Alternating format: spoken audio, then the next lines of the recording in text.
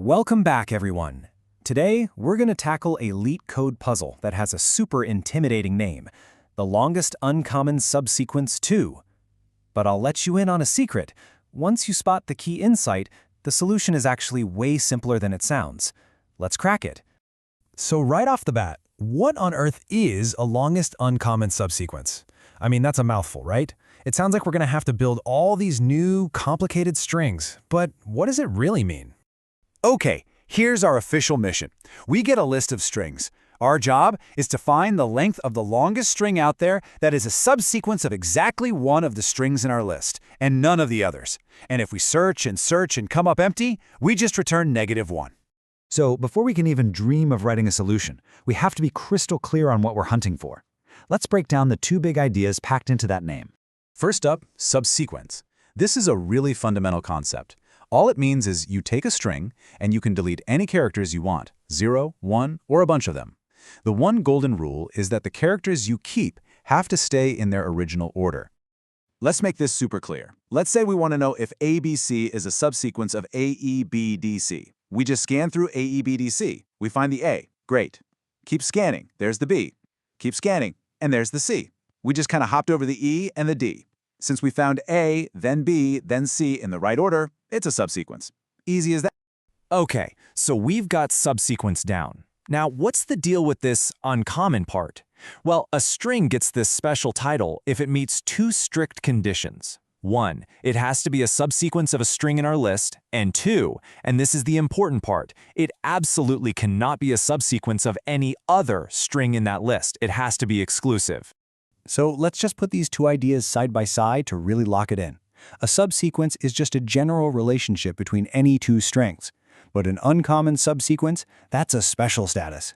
It's all about being totally unique to one single parent string inside a specific group. All right, so now we know exactly what we're looking for. The question is, how do we actually find it? This is where we get to our strategy. And trust me, this is where the problem gets a whole lot easier. And here it is, the big aha moment. We don't need to invent or generate any new subsequences. Think about it. What's the longest possible subsequence of any string? Well, it's the string itself. So our job isn't to create new strings, it's just to check if any of the strings we were given already fit the definition of uncommon. You know, this insight just makes our plan of attack so much simpler.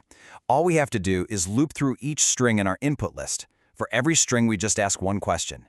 Is this string a subsequence of any of the other strings in the list? If the answer is no, then congratulations, we've found an uncommon subsequence. We'll just keep track of the longest one we find along the way. Got the strategy? Check.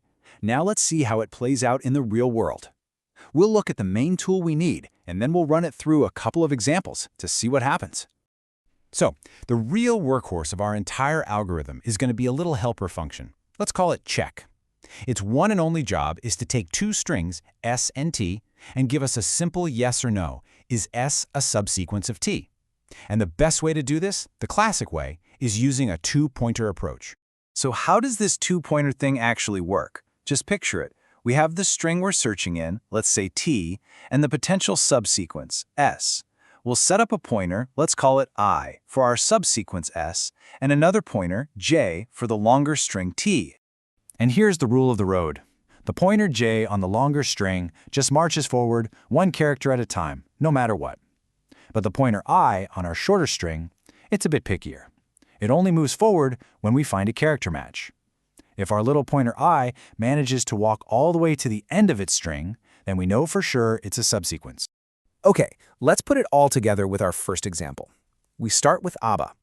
We ask, is it a subsequence of CDC? Nope. How about EAE? No again.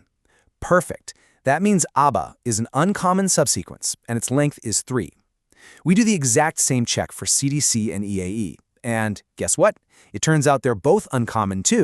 So in this case, we actually found 3 different uncommon subsequences. They all just happen to have a length of 3. So the maximum length we found is 3. That's our answer. Now let's look at a trickier example. We check the first AAA. Is it a subsequence of any other string? Yup, it's a subsequence of the second AAA. So that one's not uncommon. Same story for the second AAA. Now what about AA? Well, AA is clearly a subsequence of AAA, so it's not uncommon either. And in this scenario, every string we checked failed the uncommon test. Not a single one was unique. And that means, according to the rules, the correct answer here is -1. So there we have it. We've decoded the problem, we've built our simple strategy, and we've seen it in action. Let's just quickly recap the most important things to take away from this. The number one thing to remember is that the solution is probably hiding in plain sight. We don't need to overthink it. The answer is likely one of the original strings. This just turns the whole problem into a series of simple checks. Take each string, compare it against all the others using our efficient two-pointer method, and if you find one that's unique, its length is a candidate. And of course, if nothing is unique, the answer is just -1. And for anyone interested in the performance side of things, this brute force approach has a time complexity of O(n)² times m. Why? Because for each of our n strings, we have to compare it against the other n strings, and each of those comparisons takes about m operations, where m is the length of the string. And you know, that brings up a final interesting question. This method works perfectly for the small number of strings LeetCode gives you, but what if you had thousands or even millions of strings? How could you make this faster? One common trick is to sort the strings by length first. Can you think of any other ways to optimize it? Something to chew on.